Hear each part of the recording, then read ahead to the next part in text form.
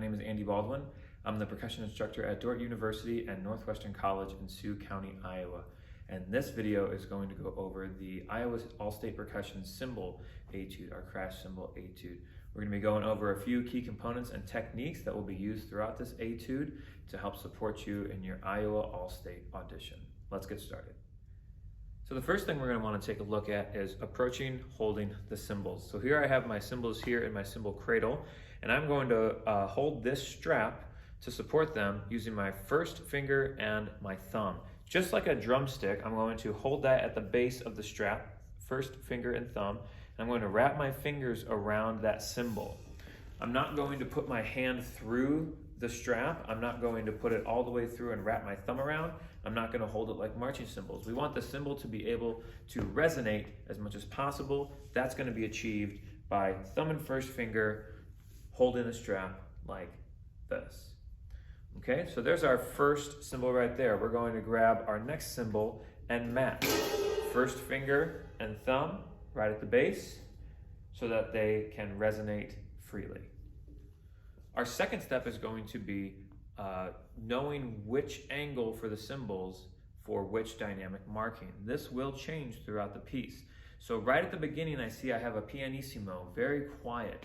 So instead of our normal holding them at a 45-degree angle like this, which is going to give me a very medium sound to loud sound of crash, I'm actually going to hold the cymbals really close together vertically.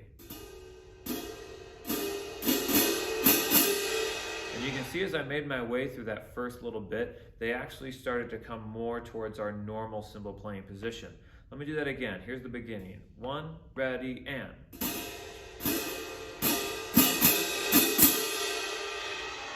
So I'm going to start really close together and try my best to get back here when I have my pianissimo cymbal crashes, when I have the softer cymbal crashes.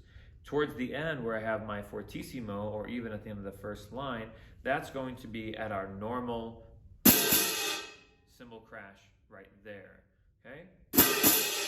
And notice too that we have the first one is an unaccented note and the second one is an accented note.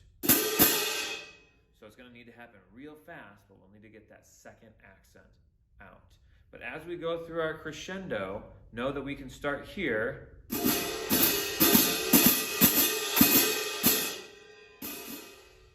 The next technical item that we're going to approach is muting the cymbal or muffling the cymbal. So here the directions on the piece say the performer should muffle the cymbals on every rest. This presents a big challenge for us because this moves pretty quickly.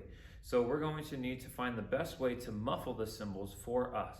So there's going to be a few points of contact on your persons that we will use to muffle the cymbals. The first and most common that we use is our pecs up here. So when we crash, we can press them up against our pectorals and the upper chest here. Just like that. You could also go into the armpits. The downside here is that the armpits are a little bit further away, and so when we need to rebound and come back in for the other crashes, it's going to be a little bit further away. The other option here is going to be using our torso, our core, to mute the cymbals here.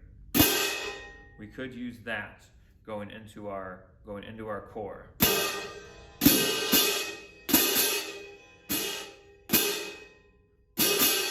Now, when we do that, we want to make sure that we keep our core tight, right? And we don't hurt ourselves because we don't want this to be the reason why we quit percussion, because we have some bruised ribs.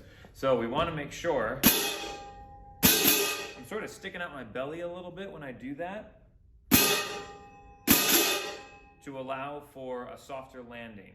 I'm really trying to avoid throwing it in too hard, because if I hit something and it hurts, I'm doing it wrong. Okay, so if you end up with a bunch of bruises on here, try a softer approach.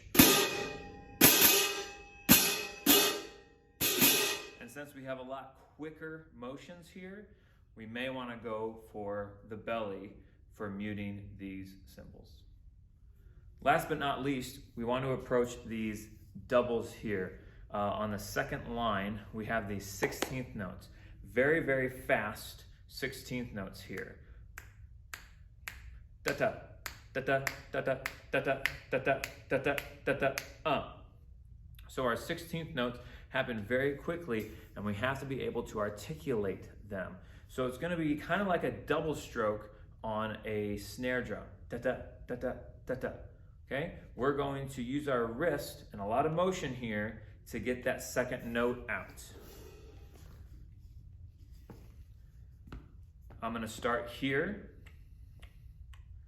This is going to be the second measure of the second line. 1, 2, ready, and. Let's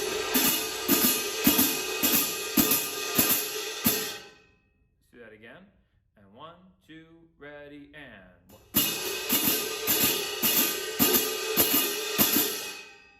So you can see that I'm really pushing that second note out. And what I'm aiming for is almost that second note to be louder than the first, so that we don't get something like a sizzle. We really have to lift up to get that second note out from the cymbal there. Thank you so much for taking the time to watch this video. I really appreciate it. If you haven't yet, go on and check out the other Iowa All-State audition videos for snare, timpani, tambourine, and keyboard. If you have any questions, my email is attached to this video. You can email me with any questions that you may have about these Iowa All-State Percussion Etudes. Best of luck to you.